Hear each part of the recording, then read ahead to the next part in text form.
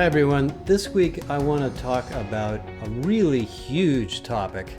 It's an old and new topic, and it's the issue of change management and what we call change agility. I don't need to tell you why it's important. We've all been going through massive changes in an unprecedented speed for the last 2 years, personally, professionally, and in our organizations. It's a big, big topic. The reason I know it's big is our HR capability project, which has about 8,000 people in it, has rated it the number one most desired development topic for professional development of HR people. Almost 30% of everybody who's been through that assessment has told us they want more help with change. And there's a legacy to this. There's been hundreds of books written. I've had people give me lectures on it. I've talked to companies about it forever, but it's changed a lot. The topic has changed. And the way it's changed is that the original designs and architectures and models of change management were built around the implementation of something new, a new system, a new pay structure, a new org model, a new CEO, a new industry, whatever it is. And the company does this new thing and then tells everybody about it, teaches everybody what their role is relative to it, and then handles ongoing issues of how you learn how to behave or act or work differently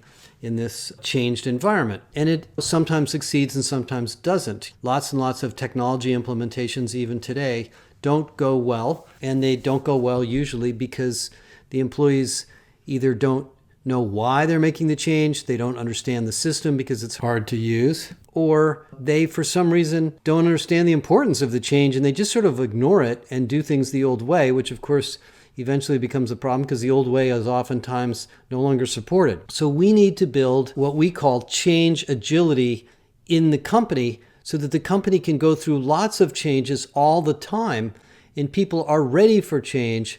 And there's fluidity and capability to change. That is not change management. In fact, I think change management as a concept or as a phrase needs to go. We're not talking about pushing a change into the company. We're talking about becoming change ready, becoming changeable, becoming welcome and ready for change at all times. Now, we did a big study at the beginning of the pandemic, which we called the Business Resilience Study, and it's available to our research members. And it interviewed and surveyed 1,400 companies on how well they responded to the pandemic. And we weren't really sure what we were going to discover. And what we found was that the companies that had come back to the market and grown the most quickly after the pandemic started, and you remember the first 60 days of the pandemic, everybody thought they were going out of business. I mean, there was furloughs and layoffs and the stock market crashed. And then all of a sudden people started to reinvent themselves. And what we found that there were really three things. There were really actually 10 things, but there were three types of things that these highly changeable companies were doing. The first was they were very people focused. They were worried about employees' safety and well-being and mental health and education. And they were really pouring money and time into listening to employees, being open-minded about the issues they were going to have, not presuming to understand what everybody's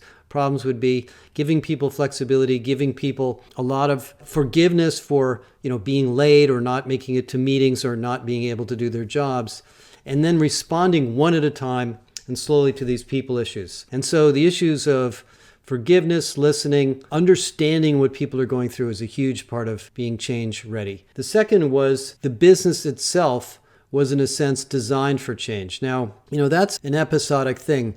When you run a company that's really, really successful, you don't design to change it. You design to do more of it. You design to do it faster and faster and better as is to make more and more money. So what you find in healthcare companies, government agencies, oil companies, some manufacturers, they were never intended to be highly dynamic and move into new business areas or redesign or reinvent the way they go to market because they didn't have to. So there were companies that were good at it. And they were companies in CPG, in pharma, in tech, in other industries that had been through tumultuous changes and they learned how to adapt. They had great IT systems. They had great teams. They had a very strong mission and purpose. And they were able to use this high-level mission to reinvent their products and services without trying to convince everybody they were going into a whole new business area. Think about Starbucks, for example, which is really a magnificent organization. Starbucks, you might think they're a coffee shop company, but they're really not. They're the third place. They're trying to be a place where people can go to eat, to drink coffee, to make their day better in whatever fashion they may be, either instantly or for a while if you want to hang. And so they can reinvent what they do around that bigger purpose or mission. If you defined your mission as a coffee distribution company, then you would obviously be making different kinds of changes. So these companies were very good at that. The third category that we found in the companies that were very change ready was they had an adaptive transformation mindset. They were able to move people from job to job very, very quickly. It wasn't a big deal. They would say to people in customer service, you're going to all work from home. We're going to teach you how to do that. And they adapt it. They moved people from city to city and they flexed their performance management process. They didn't have any problems doing away with it or simplifying it radically. They were able to bring in part-time and contingent workers quickly. They had experience with that. And they did a lot of experimentation. And by the way, experimentation is not something a lot of companies do. I was on the phone with a bunch of the HR leaders at Google a few weeks ago, and we were talking about Google's culture and Google's strengths. And somebody made a comment that one of the things we're really good at here is experimenting. We do a lot of A/B testing. We build a lot of prototypes. We do a lot of MVPs. Well, that's one of the reasons Google's so successful. They don't wait until something is completely done. They put it out there fairly early, and they have a discipline and a lot of techniques for experimenting. And those were things that characterized responses to the pandemic. Well, fast forward now, 2 years later, and in the research we're just publishing on Change Agility, this is a corporate capability. This is not something that was only needed to respond to the crisis or the dangerous transformation from the pandemic. This is something that companies need going forward. And that's really what this story is about. And when I go back to my days in change management and learning about it at Deloitte and other places, it was usually about training, which is a big part of it. Every time there's a change, there's something new to learn. There was communications, storytelling, lots of emails, lots of meetings, lots of discussions. And then there was a lot of culture around what we're doing now versus what we were doing before. And I think we need to now look at this as not a discipline for taking us from point A to point B, but more a general discipline for how we're going to run the company forever. Because transformation and reinvention is part of our daily lives, certainly in the business community. So let me talk a little bit about what we came up with. So when you read the research, you'll hear all sorts of interesting stories. And the book is really about the 10 disciplines. And there are many things in here, but the most important of all is that change-ready companies happen to be very human-centric organizations because the fundamentals of change are people being willing to learn and do something in a different way. And if they're rewarded or paid or afraid to do it the new way because they're paid to do it the old way, and the company doesn't respect their need for time and education and training and support to do it the new way, you know what? They're going to do it the old way, or they're not going to be able to do it the new way very well. And let me give you a very specific example of this. Many years ago, one of our clients was the CLO of one of the largest insurance companies. And this is a company that very global, sells insurance all over the world through brokers.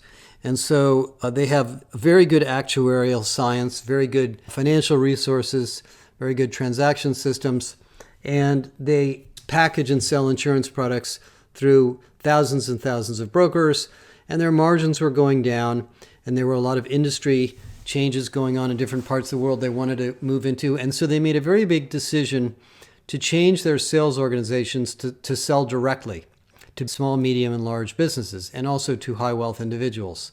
And the chief learning officer was a very senior guy, got a call from the CEO. He was involved in this, and the CEO said, I want you to bring everybody to New York for 2 weeks, and I want to train everybody on this new business model and show them what they're going to need to do. And the CLO said, nope, I'm not doing that. That is not the way to do this. We have to understand that in our organization, which is an old company, probably 25% of our employees simply will not get this, and we're going to probably need to let them go. I don't know which 25% it is, but it's probably around that number.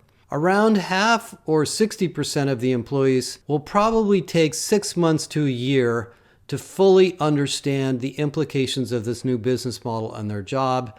And clearly we're going to need to educate them and take them along. And then there's about 15 or 20% of the people out there They're going to get this immediately, and they're going to jump in with both feet, and then they will teach others. And he said, what I'd like to do is I'd like to find them first.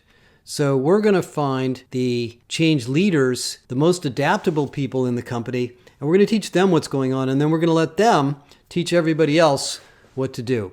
And sure enough, that's what he did. I won't mention the name of the company. This is a very, very successful company. It happens to be the company that I do business with. And that's an example of learning to build an adaptable organization. Now, ideally, it would have been nice if 100% of the employees were able to make that change, but they weren't used to that. They didn't go through a lot of transformations like that in this company, and so they weren't prepared for it. So that's the first thing.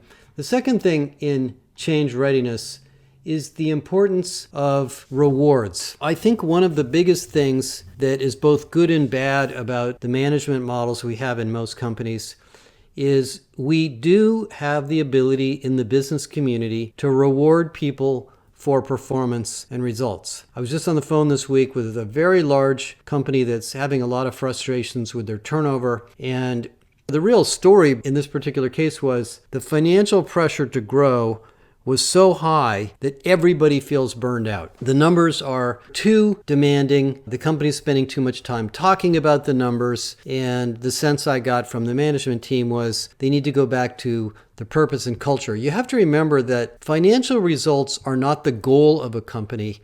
They are the outcome of a company. The goal is to solve a problem. The goal is to deliver a solution to the market or to an individual or to a consumer group or to a business community. And financial results are the results of that goal. They are the outcome of that goal. If you run the company purely focused on the financial numbers, you might end up with a very high-performing workforce, but you won't be changeable because people will be mostly worried about the numbers. So the thing that gets in the way of many changes is reward systems. And so you need to carefully think about how people are going to be rewarded in the context of the changes that you expect to be making. The second thing that comes out of the research is the really important need of education and training and reinvention. I've written about this many, many times. I do believe that education and reinvention and training is one of the most interesting and exciting reasons we work in the private sector. We like to do the job we're doing. Hopefully we have a job we enjoy. And we like to learn more about it, and we like to learn more about things adjacent. And those are psychic benefits we get from work in addition to the people and the pay and the customer interactions and creativity things that we get to do. Well, it turned out that when you looked at the pandemic response study and several others we've done, the companies have spent more money on learning and development and better overall implementation of the various dozens of things that you need to do in learning were much more responsive. I was just on the phone yesterday with the CHRO of one of the largest and most interesting pharmaceutical companies in the world. This is a company that's growing at an inordinately fast rate. And she said, we've been hiring and working on culture and leadership. She said, but I realized I'm really behind on learning. We really suffer from a lot of operational gaps in learning, and so that has to come next. And I think in this day and age, if you haven't been talking about learning and focused on learning and maturing your learning strategies, your change ability will be limited. And I can't predict what any particular change will be for any company, but every company is going through change all the time. In fact, probably at an unprecedented rate. So learning is number two. The third thing that I'll mention, really highlight, is leadership. And, leaders have a different role today than they did 3-4 years ago. We used to think of a leader as a manager, a supervisor, a director of people who took care of the operational needs of a group, set the direction of that group, maybe created the business metrics, motivated the people with the goals, and hired and fired people in that group. And of course, in most cases, they were a domain expert in that function also. Well, all of that's still true, but now leaders have to be, in a sense, caretakers and listeners to people to facilitate the changes that are taking place. If you look, for example, at the leadership model of Ford Motor Company, it's not built around electric vehicles or technology or engineering excellence or quality, which I'm sure is all in there. It's built about care, taking care of people, listening to people. And what that does is it gives people a sense of psychological safety to make the changes that the company needs. As Kathy Endres talks about in the article she wrote today about change management, we need to evolve change management from a sibling of project management to a design discipline that nudges people to adopt new behaviors and transform. And that's really what this is all about. While we certainly want people to do the jobs they're in now as well as they possibly can, we also need to make them ready and learning to do new things all the time so that when a big change comes along, they say, okay, fine, we'll just do it that way. I remember years ago when I was at IBM in the 80s, and in the 80s, IBM was the Google of today. In the 70s and 80s, it was a really, really successful high-growth company. Every year, we used to have a reorg, and I was in the sales organization. One year we were organized around products. Then we were organized around geographies. Then we were organized around industries. Then we got organized around new products. Then we got organized around, I don't remember what the next one was, but for the 10 years I was there, I think there were 10 massive reorgs of the whole field organization. And I went to my boss one day, who was a very senior guy and kind of an old-time true blue IBM type. And I said, how come we keep having all these reorgs? He said, because it's good for you. And I said, what do you mean by that? He said, well, what they're basically teaching us in the reorg is that we need to be adaptable and that IBM as a company needs to adapt to the needs of the market. And I'll tell you, at that point in time, this was in the late 70s and early 80s, we were a very adaptable company. Of course, many other things happened to IBM since then that were very disruptive that I don't know that the company adapted to as well. But that idea that change for its own sake sometimes is good is another part of this discipline. I guess the way I'd conclude is this. Change agility is a very fundamental discipline of any successful company, any successful team, any successful organization. And it isn't just about training and communications and typical change management techniques. It's a problem of care, development, culture, listening, and teaching people that their reward system from their personal standpoint, their professional standpoint, will benefit from this change. And going back to the purpose and mission of your company, it isn't simply a problem of rolling out a new program or system, teaching people their job, and telling them how much money they're going to make as a result of the new system. Please read our research on this. It's very carefully put together. It's based on all of the research we did the last 2 years, studying 1,400 companies and their response to the pandemic. And reach out to us if you'd like to talk about change in your company. Thank you.